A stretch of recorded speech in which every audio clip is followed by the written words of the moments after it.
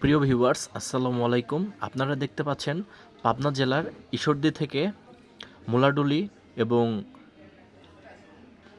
ধাসুরিয়ার যে রাস্তাটি আছে, অর্থাৎ নাটোর জেলার প্রবেশপথে, তো প্রায় 10 কিলোমিটারের মতো রাস্তা একদম ভাঙা, এক কথায় বিপজ্জনক অবস্থায় আছে।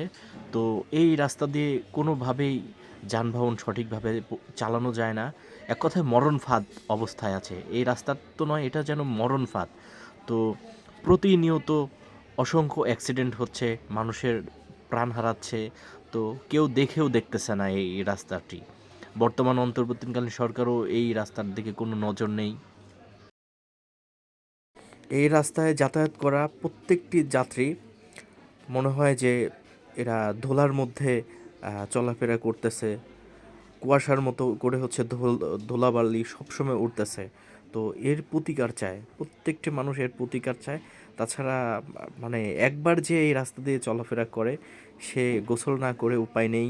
যানবাহন প্রতিদিন পরিষ্কার করতে হচ্ছে, ধুইতে হচ্ছে, ওয়াশ করতে হচ্ছে।